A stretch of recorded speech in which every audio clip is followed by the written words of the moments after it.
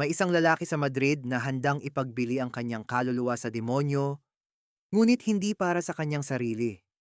Si Don Benigno ang tawag sa kanya, bagaman mas kilala siya ng mga tao sa isa pang pangalan, ang Santong Buhay. Sapagkat wala siyang ibang ginawa sa mundo, kundi ang tumulong, umagapay, at damayan ang kapwang naghihirap. Noong una, siya ay mayamang mayaman. Nagmana siya ng napakaraming salapi sa kanyang mga magulang.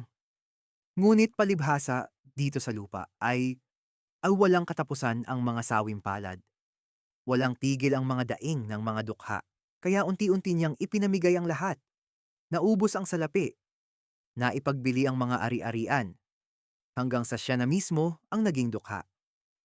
Ngayon, siya ay nakatira sa pinakamahirap na silid sa buong Madrid, sa itaas na itaas ng isang gusali. Halos abot na ng kamay ang langit. Kung ikaw ay sisilip sa maliit na butas na nagsisilbing bintana, wala kang makikita kundi mga bubungan ng bahay na magkakadikit, abot tanaw. At doon, sa loob ng silid na iyon, nakaupo si Don Benigno, hinahampas ng malaking kalungkutan.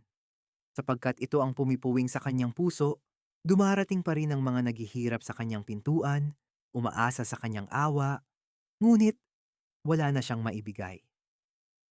Ibig ko sana kayong madamayan, ngunit si Benigno ay naghihikahos na rin ngayon, hirap na rin. Iyon ang lagi niyang malungkot na sinasabi sa mga humihingi ng tulong. At sa mga sandaling iyon, may isang bagay na lubhang gumugulo sa kanyang isip. May isang balo, isang biyuda, na lumapit sa kanya. Nagmakaawa ito, silang mag-ina ay wala nang makain, wala nang maibayad sa upa ng bahay. At may isa pang mabigat na lihim ang biyuda. Ipinagtapat niya kay Don Benigno na kung sa loob ng 24 na oras ay hindi siya makakakuha ng pera, sapilitan silang sasama ng kanyang anak. Sapagkat ang usurero, ang taong nagpapatubo ng salaping kanyang inutangan, ay nangakong bibigyan siya ng pera. Ngunit sa kapalit, ipagkakaloob sa kanya ang dalaga. At ang anak ng biyuda ay isang dalagang pagkaganda-ganda. Isang dilag na parang hinabi ng langit. Doon lalong nabagabag si Don Benigno. Ibig na ibig niyang mailigtas ang mag-inang iyon sa kapahamakan. Ngunit paano, gayong wala na siyang maibigay. Nagtutumuling lumaganap ang maitim na balabal ng gabi. Dumilim ang silid ni Don Benigno sa tindi ng kanyang paghihirap, kahit isang maliit na ilaw ay wala siya. At sa dilim na yon, tulad ng isang taong nasiraan ng bait, nagsimula siyang magsalita ng mag-isa. Ah, may pumasok na dakilang kaisipan sa loob ng aking noo. Bulong niya. Ililigtas ko ang mag-ina sa mga kuko ng dyablo. Kaya sa dyablo rin ako kukuha ng lakas at kapangyarihan. Kay sarap na paraan, kung may lihim na nakamamasid sa kanya, ng mga sandaling iyon, walang salang tatawagin siyang baliw. Kung totoong may Lucifer, at kung ito nga ay may kapangyarihang magbigay sa tao ng lakas at kayamanan, siya ay tatawagin ko, ipagpapalit ko, ipagbibili ko sa kanya ang aking kaluluwa. Oo, o talaga.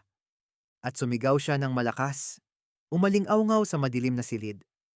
Lucifer, parito ka, at tayo'y mag-usap. Naghintay siya. Matagal na oras na hinintay niyang sumipot ang dyablo. Ngunit walang dumating. Walang tumugon. Wala, talagang wala. Wala nga. Nabuwal ang kanyang loob. Ang Lucifer na yan ay kwento lamang, pangarap lamang ng isang taong nilalagnat ang noo. Ipinikit niya ang kanyang mga mata, pagod na pagod sa lahat. At nang muli niyang idilat ang mga ito, doon na nakatayo, sa harap mismo ng kanyang mukha, ang isang malaking dyablo, nakangisi, nakatanghod sa kanya. Sa gulat ni Don Benigno ay bigla siyang napasigaw. Jesus, Maria, Josep? Bigla-biglang lumipad ang dyablo pataas, umuungol na parang nasaktan.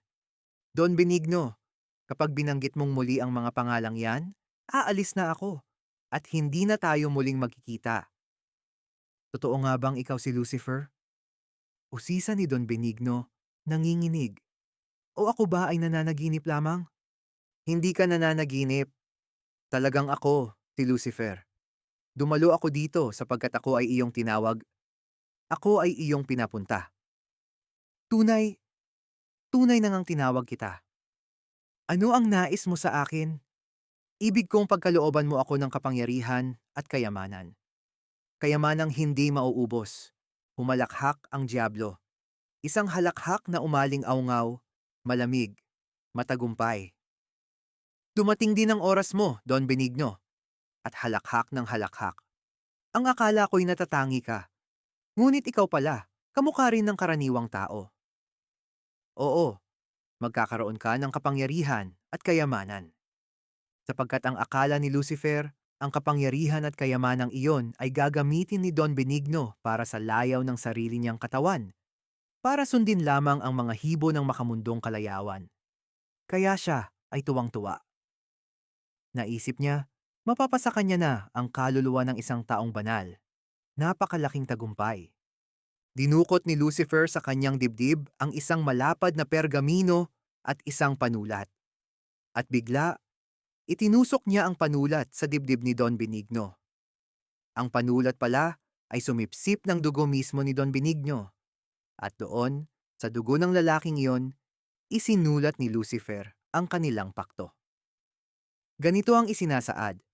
Isinasaysay ko at pinatotohanan na kami ni Lucifer ay nagkasundo, na ako ay pagkakalooban ng kapangyarihan at salapi, at ipagkakaloob ko naman sa kanya ang aking kaluluwa. At sa katunayan, ako at siya ay lumagda sa ibaba nito. Benigno Bait, Lucifer. Nang si Lucifer naman ang lalagda, itinusok din niya ang panulat sa sarili niyang dibdib. Ngunit doon, may napansin si Don Benigno na nagpakilabot sa kanya, ang dugo pala ni Lucifer ay hindi pula. Ito ay madilaw, kulay asupre, at umuusok pa habang ipinipirma. Yari na wika ni Lucifer, at tiniklop niyang muli ang pergamino at itinago sa kanyang dibdib. At mula sa gabing iyon, wala nang daing na hindi nalunasan ni Don Benigno. Walang dukhang lumapit na umuwing luhaan. Bumalik sa kanya ang yaman, at bumalik ang kanyang kakayahang tumulong sa kapwa. Iyon lamang ang hiningi niya. Iyon lamang. Ngunit hindi doon nagtatapos ang kwento. Isang araw, sa pamamagitan ng isang pagkakataon, nagkaroon si Don Benigno ng isang bagong kaibigan. Isang lalaking sa tindig at kilos ay mayaman na mayaman. Ang sabi nito, siya raw ay taga-ibang lupa, na ngayon ay namamayan sa Madrid.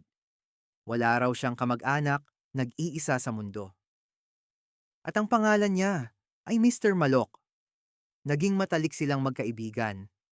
Maaga-aga pa lamang ay sinusundo na ni Mr. Malok si Don Benigno para isama sa paglalakad, sa paggagala. At kung bakit napalapit ang loob ni Don Benigno sa lalaking ito ang dahilan. Napakabukas ng kamay ni Mr. Malok. Kapag may nilimusan si Don Benigno sa daan, agad ding dudukot si Mr. Malok at maglilimos din. Mabuting tao ito, ang nasabi ni Don Benigno sa sarili. Sa kanilang mga paglalakad, si Mr. Malok ang laging taya, siya ang laging gumagastos. Sapagkat alam nating si Don Benigno ay ayaw gumugol ng kahit isang sentimo kung ito ay para sa layaw lamang ng kanyang sariling katawan. At dahan-dahan, natuto si Don Benigno na dumalo sa mga salon ng sayawan, sa mga inuman ng alak, sa iba't ibang mga pagtitipong dati hindi niya sinusuong. Isang gabi, isinama siya ni Mr. Malok sa isang pagliliwaliw. Nakasakay sila sa isang kotse at kasama nila ang dalawang magagandang mananayaw. Don Benigno, wika ni Mr. Malok. Dalawa ang kasama nating mga Venus. Samantalahin natin ang panahon. Tig-isa tayo. Jesus, Maria at Josep, tugon ni Don Benigno. Ngunit sa sandaling iyon, may napansin siya. Ang kanyang kaibigang si Malok ay biglang nanginig at umungol na parang may sumugat sa kaloob-looban nito. Mula noon, nagkaroon si Don Benigno ng agam-agam tungkol sa tunay na pagkatao ni Mr. Malok.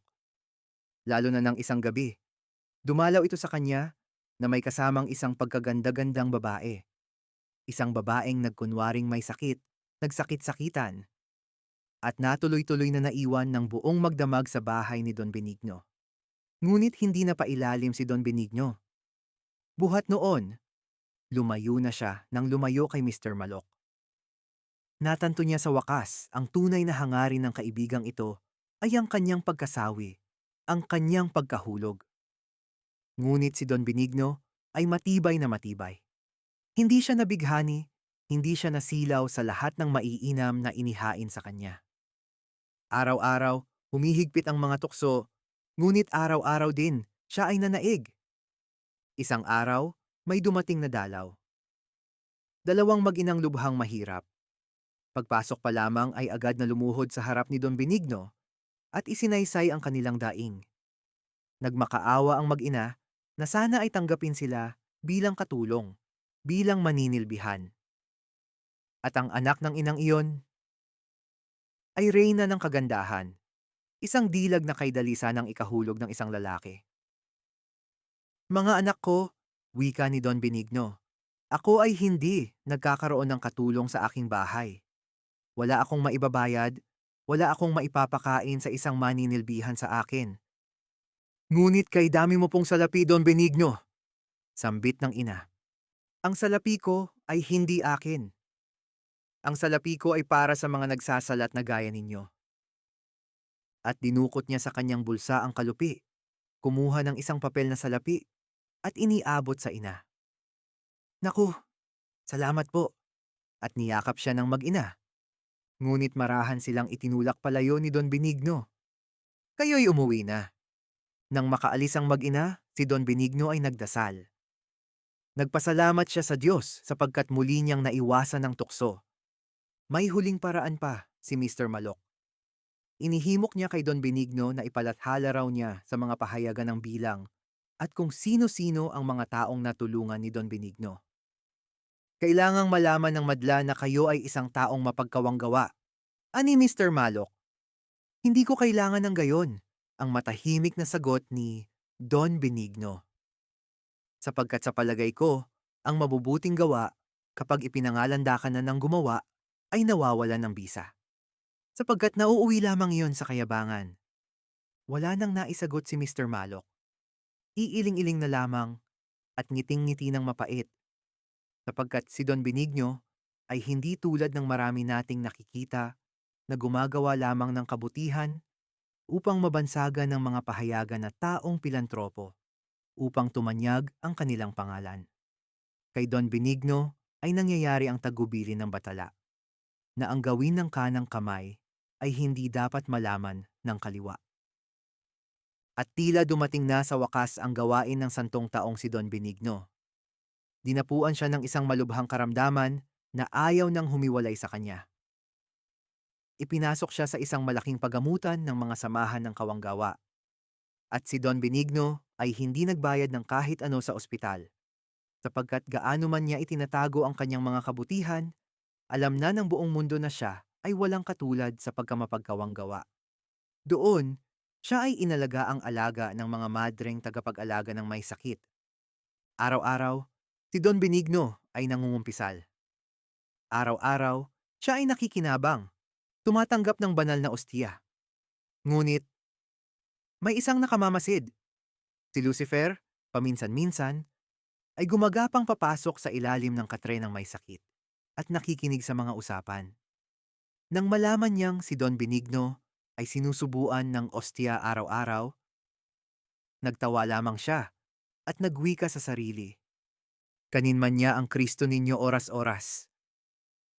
Akin pa rin ang kanyang kaluluwa, sapagkat kami ay may pakto.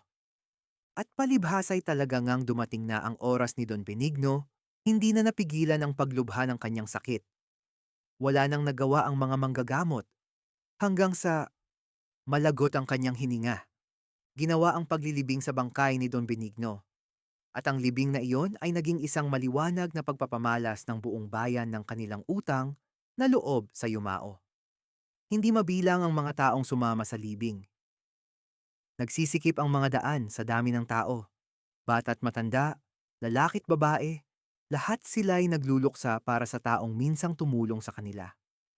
Ngunit hindi nakikita ng mga taong iyon ang tunay na nangyayari. sapagkat ang banal na kaluluwa ni Don Benigno ay sumusubaybay sa katawang kanyang pinamahayan. At si Lucifer ay kasunod din ng bangkay, hindi lumalayo. Benigno, tayo na! Anas ni Lucifer at nilapitan ng kaluluwa ni Don Benigno. Hintay muna, bayaan mong mailibing ang aking bangkay. Huwag kang magmadali. Baka nalilimutan mo na ang ating pakto. Hindi. Bakit ko malilimutan? Ngunit sa kabila ng kanyang mga salita, si Lucifer ay kinakabahan. Sapagkat may nakita siya, isang anghel na hindi lumalayo kay Don Benigno na parang nagbabantay. Akin siya! Akin siya ng walang pagsala! Bulong ni Lucifer sa sarili. Bantayan mo man siya, wala ring mangyayari. Siya ay akin! Akin! Nang dumating sila sa libingan at nang maihulog na ang bangkay sa hukay, doon nagsimula ang labanan. Ang labanan ng anghel at ni Lucifer. Pinipilit ni Lucifer na agawin, kunin, dalhin si Don Benigno. Ngunit ayaw pumayag ng anghel. Hindi mo madadala yan, ang sabi ng anghel. Iyan ay mabuting tao. Mabuting tao at dinukot ni Lucifer sa kanyang dibdib ang pergamino. Mabuti bang tao ang lumagda sa isang pakto? Ang nagbili sa akin ng kanyang sariling kaluluwa?